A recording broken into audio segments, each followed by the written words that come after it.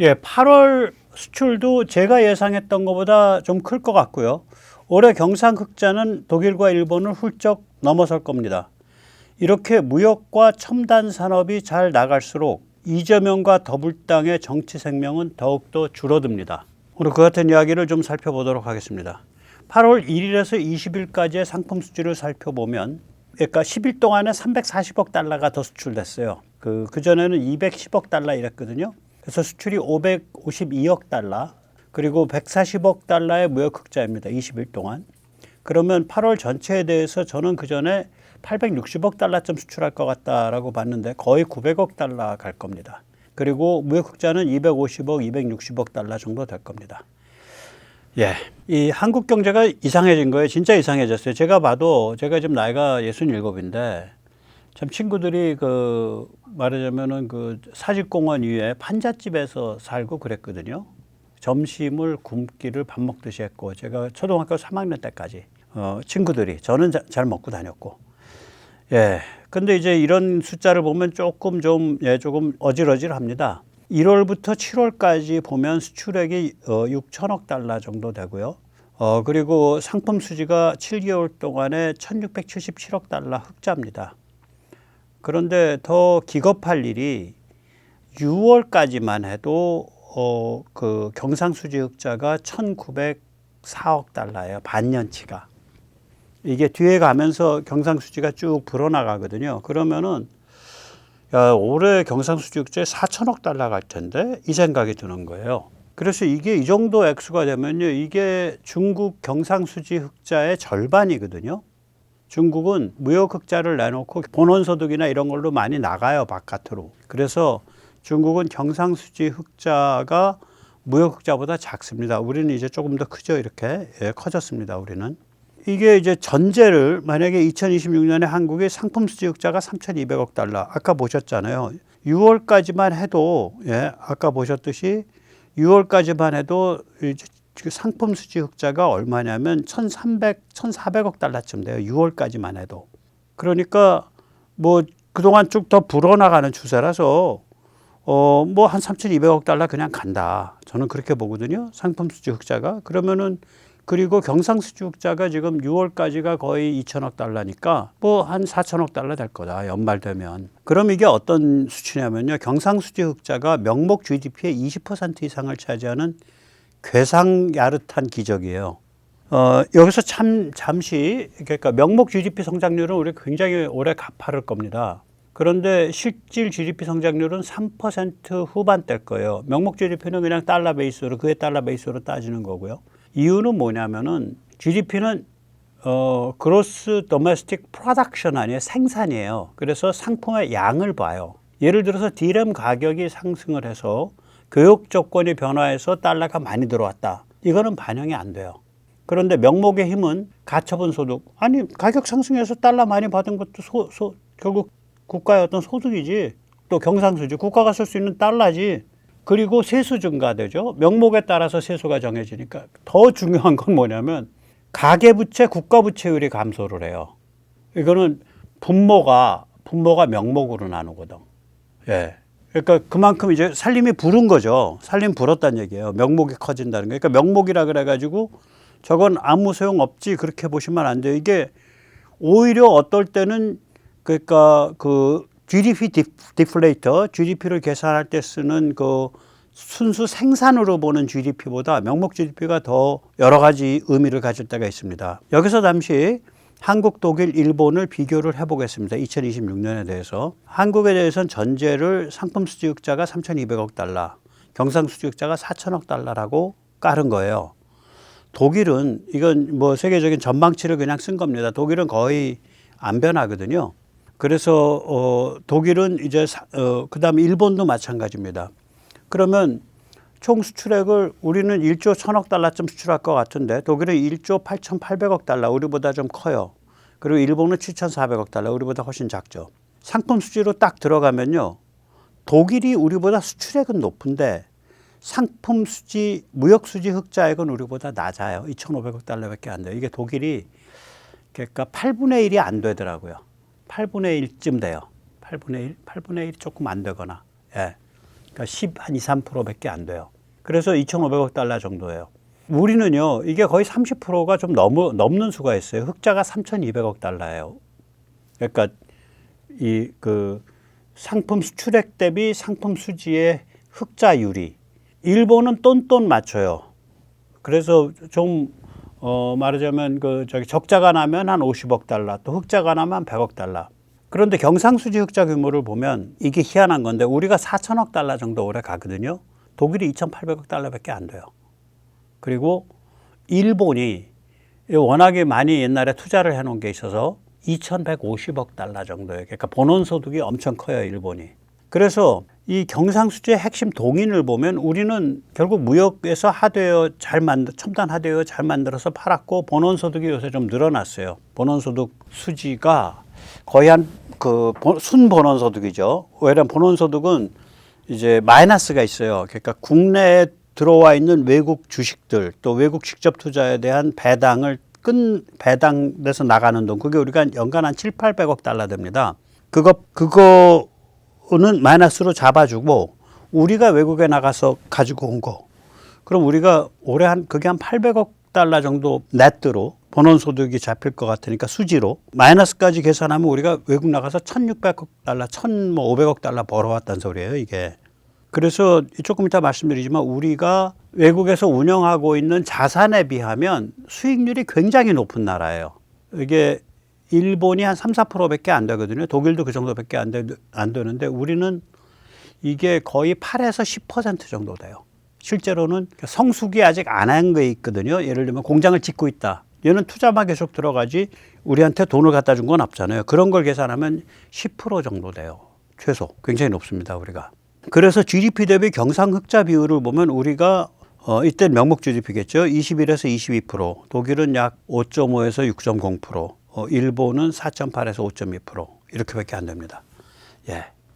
그럼 이제 메뚜기도 한철이냐?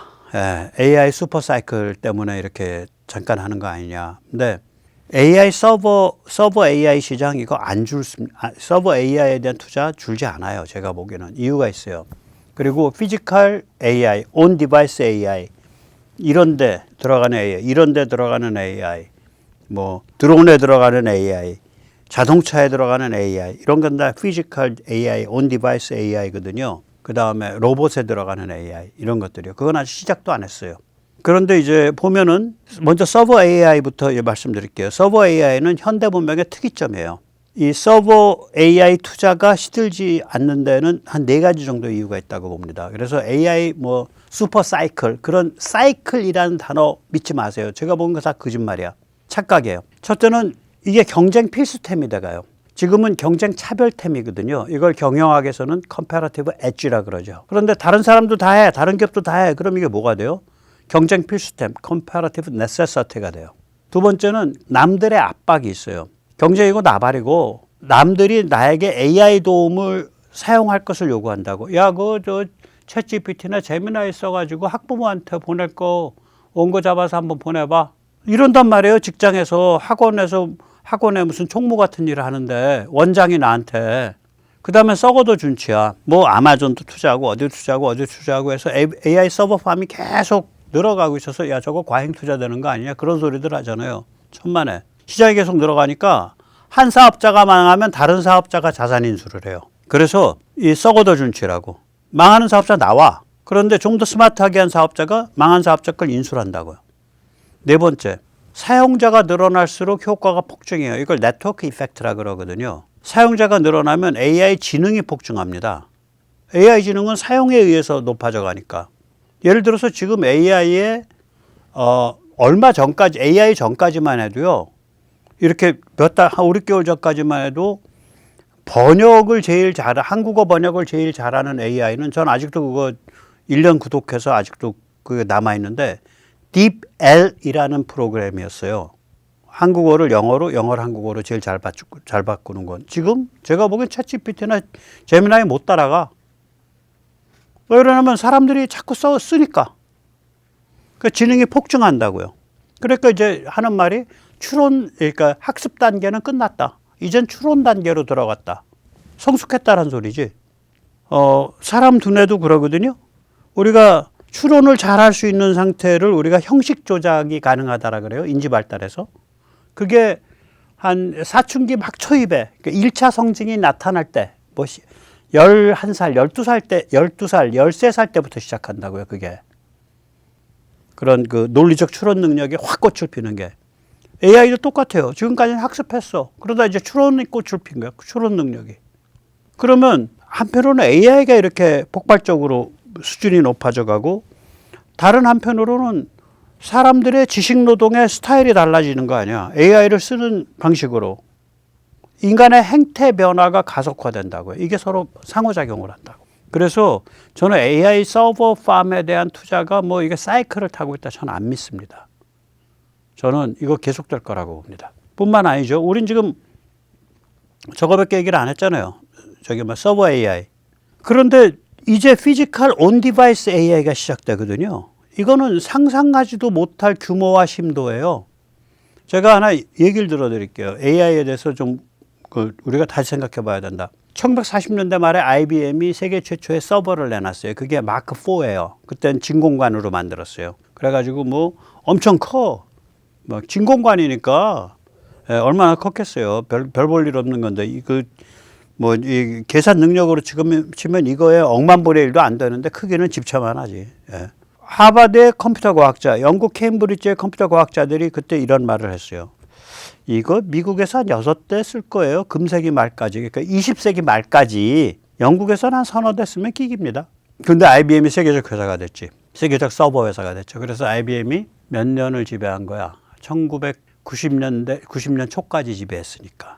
예. 그래서 AI도 똑같아요. 지금 이거 뭐 금방 이제 그 saturation, 그러니까 이제 그 시장의 어떤 그 포화 상태가 온다. 뭐 천만에.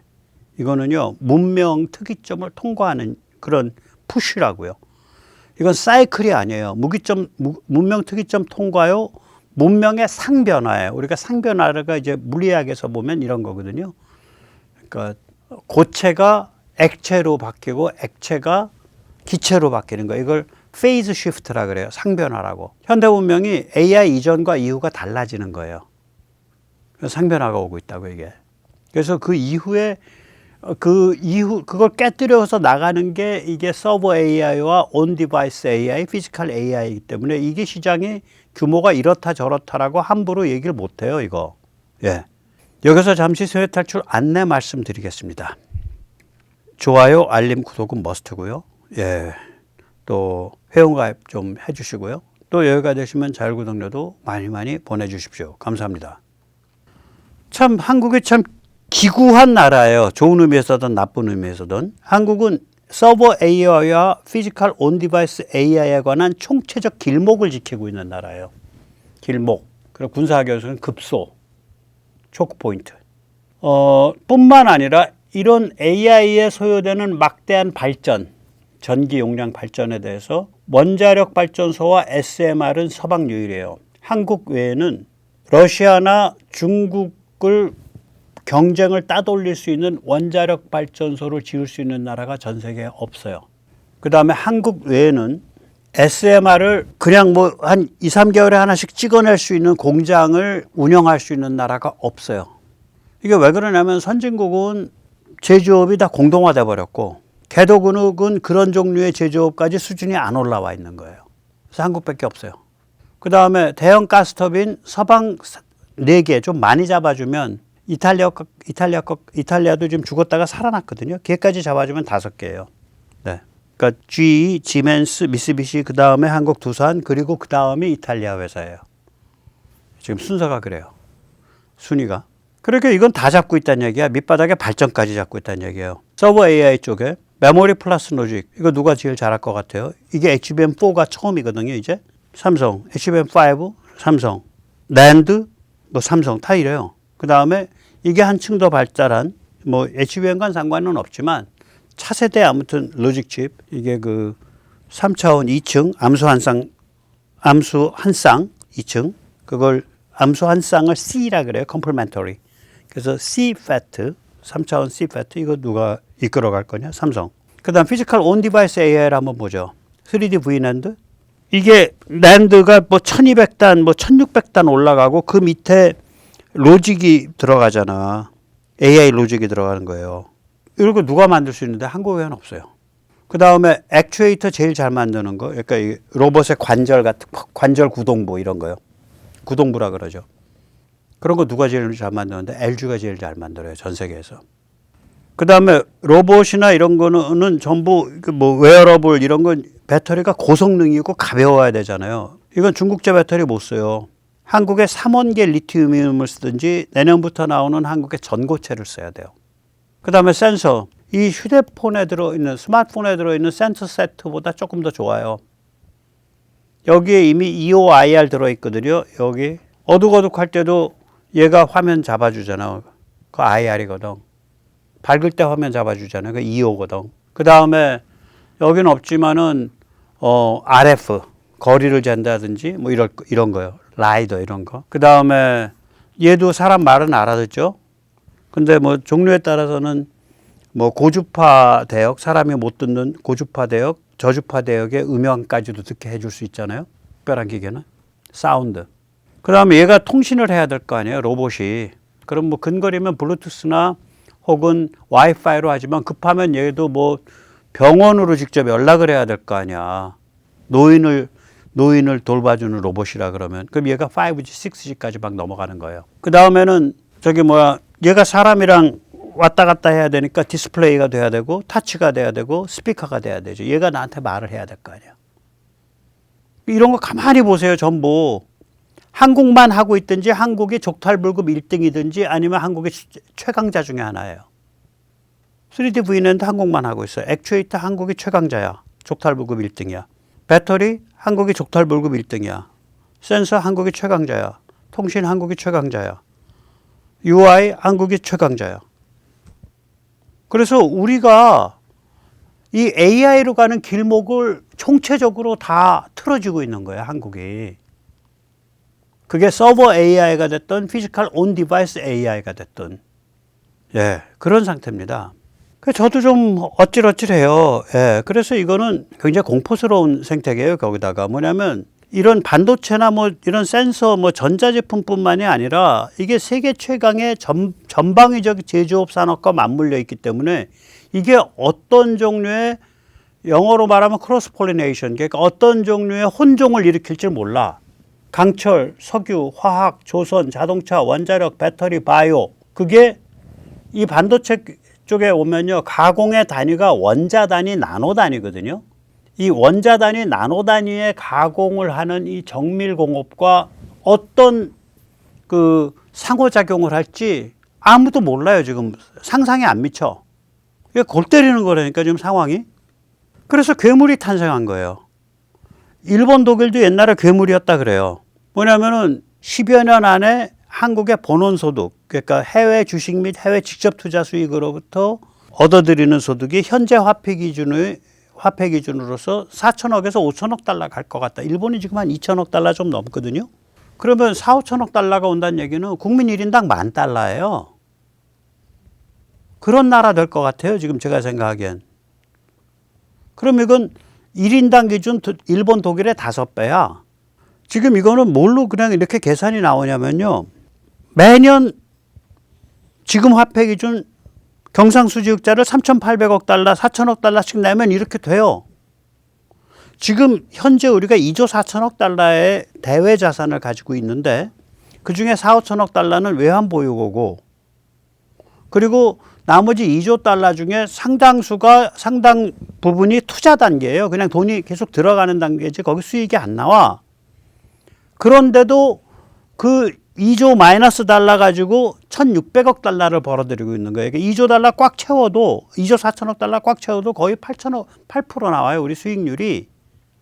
그 1,600억 달러 가지고 절반은 국내 투자한 외국인에 대해 수익금 주고 나머지 절반이 이제 경상수지의 표에 나타난 순본원 소득이에요. 그게 거의 한 800억 달러 갈 것 같은데 올해.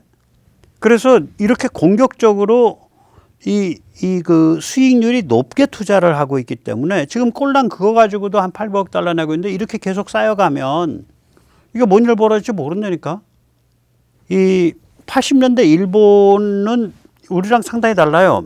일본이 80년대에 엄청 벌어들였는데 폐쇄 순환 구조입니다. 일본은 개도국에는 공격적인 FDI 투자를 하거나 뭐 은행도 가서 만들고 한국도 은행 쪽에 많이 들어와 있죠. 한국이 일본이 지분을 갖고 있는 은행이 신한하고 하나은행이 일본이 지분 갖고 있지 않나요? 그리고 저축은행들은 뭐 수도 없이 많고 공식적 지분이든 아니면 비공식적 지분이든 간에 미국에는 FDI 주식 투자가 아니라 국채 매입을 했죠. 여기는. 그러니까 만만한 데 가서는 FDI 하고 센 데 가서는 국채 사는 거야. 일본 좀 이상해요.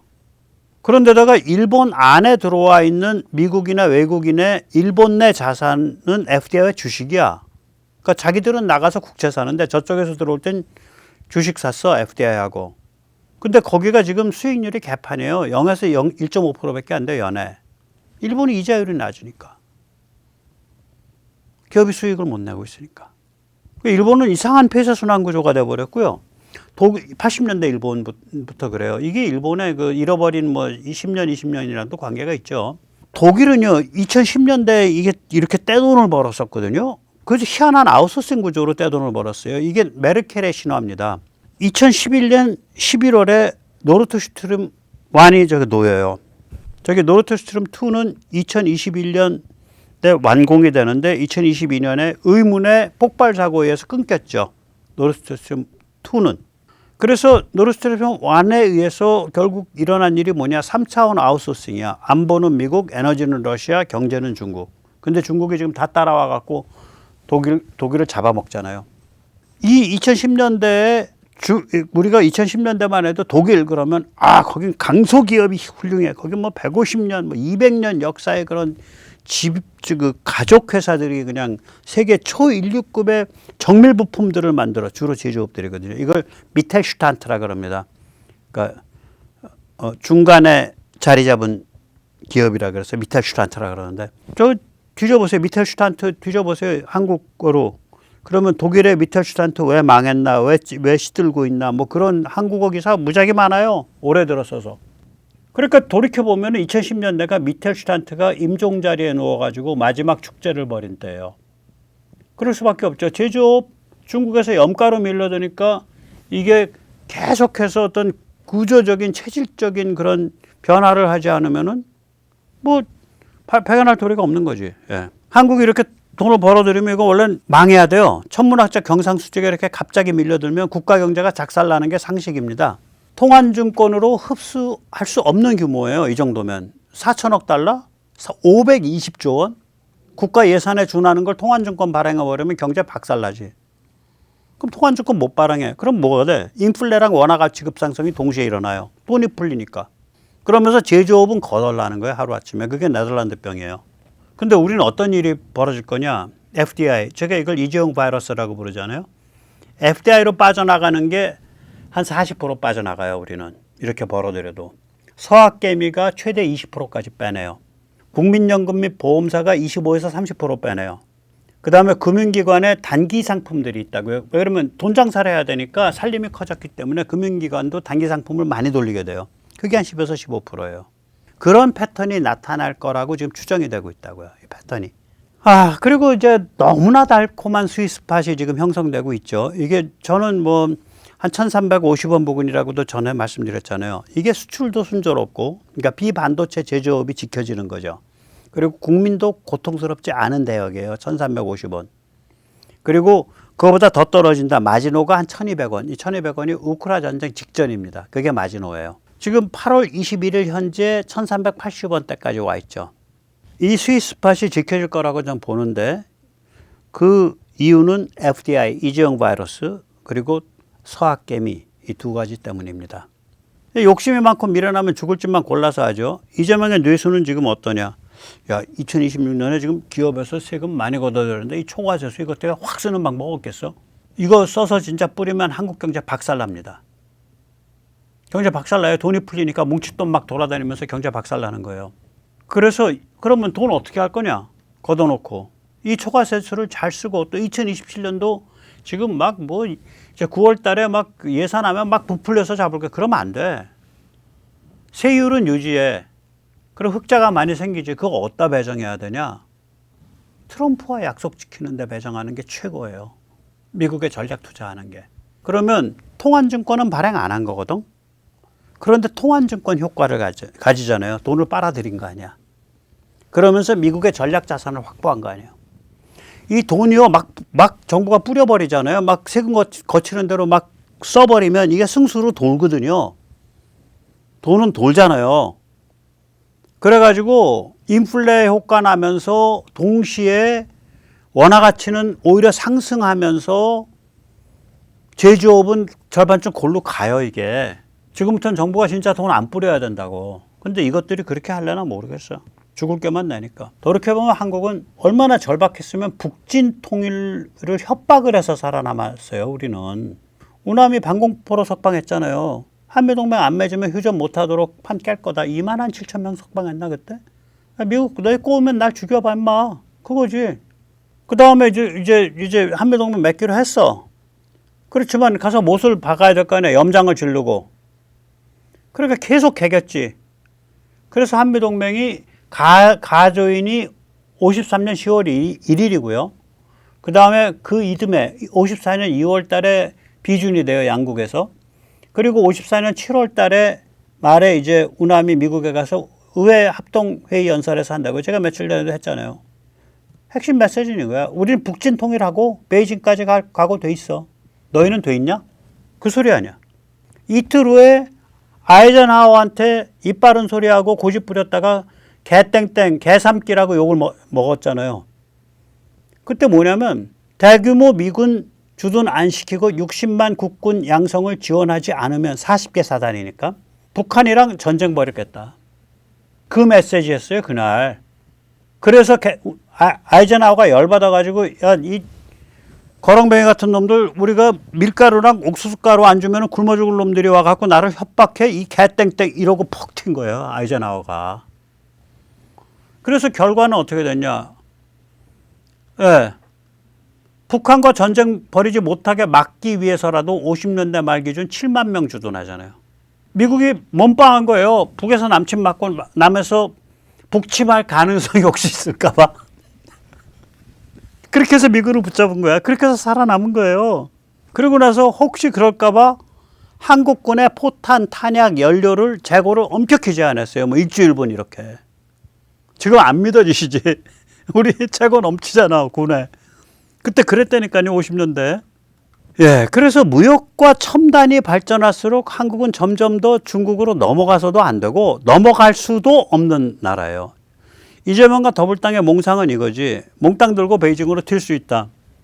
그러고서 슬로건은 멋있게 붙여야 될 거 아니야. 그러니까 드골이 미국의 염장 지를 때 쓴 슬로건, 그리고 마크롱이 되살려낸 슬로건을 써요. 전략적 자주성. 제가 다음번에 공부해서 이걸 멋있게 프랑스 말로 해드릴게. 전략적 자주성. 너무 웃기잖아. 스트라티기 오토노미 뭐 이럴라나? 모르겠어. 어떻게 표현할래나. 예. 그래서 미국 이미 한국은요 이렇게 근데 못 튀지 튀고 싶어도 못 튀는 거예요. 왜냐하면 미국 사방과 중충으로 엮여서 발전해 왔잖아요. 그런 경제 구조잖아. 사회 구조도 그렇고. 그리고 아까도 보셨지만 서방 진영 최강의 첨단 제조업 메카 아닙니까? 반도체에서 땡땡땡땡 모든 다른 것까지. 이게 이재명 더불당 나부랭이들이 보쌈해서 가고 싶다고 가지겠냐고. 경제뿐 아니죠. 군사지정학은 더 살벌해요. 중국의 전략은 이거거든. 왜냐하면 미국은 결집한다. 그래서 반접근 지역법으로 결집점을 때린다. 이게 망상이에요. 왜냐? 진실은 뭐냐? 분산형 AI 킬랩, 제1돌연 연합 AI 킬랩으로 가고 있거든. 결집이 없어, 결집이. A2AD로 어딜 때릴 거야. 결집이 없다니까요, 거의. 근데 여기 우리 이슈가 있죠. 이재명 더불당이 주한미군 전략적 유연성을 막으려고 지금 지루를 발광 중 아닙니까? 이게 분산형 AI 킬랩은 주한미군 전략적 유연성을 요구하거든. 또 중국의 전략 두 번째, 이제 우리의 A2AD 버블, 풍선이죠. 예, 버블이 거품이 반구형으로 이걸 버블이라 그래요, 군사학에서. 우리로 한 풍선 정도 되죠. 이게 1600km 요코스카까지 간다. 이제 괌도 눈앞에 있다. 뭐 이게 이제 중국의 이제 얘기야. 근데 진실은 뭐냐? 풍선을 쳤어. 막을 쳤는데 그 막 한가운데 아주 살벌한 송곳이 삐죽 올라와 있네. 이게 한국이에요. 대한민국이야. 대한민국이랑 붙으면 저 막 다 깨지지. 그 이재명 더불당이 송곳을 뽑으려 발광 중이죠. 뭐 초음속 공중발사 미사일도 뭐 저기 개발 중지시키고 난리지. 예. 자, 오늘 또 매듭 말씀 드리겠습니다. 중국의 밑장 빼기 시도, 대한민국 장악 시도는 100% 실패합니다. 중국의 종전체제 시도, 북한을 직영식민지로 만들려는 시도, 이재명 더불당을 내세운 시도 역시 100% 실패합니다. 중국의 북한 연명 유지 시도, 북한을 핵무장사설 군사 용역업체로 유지하려는 시도 역시 장기적으로는 100% 실패합니다. 대한민국 정치가 정상화되면 위구르 사람보다 더 반중입니다. 국민 총동원체제 군사강국으로서 방어면적당 군사력 밀도로 따지면 족탈불급 세계 1위입니다. 독일 전성기 때보다 더 경제력이 강력합니다. 독일보다 규모는 작아도 그 체질과 내용은 더 강력합니다. 이런 나라가 베이징 중난하이 공산당 특권층 거주 지역에서 불과 1000km입니다. 북한의 대량 학살 체제를 역성들어 한반도 분단을 고착화하려는 중국의 시도는 오늘 치러야 할 대가를 내일로 또 내일로 미루는 것에 지나지 않습니다.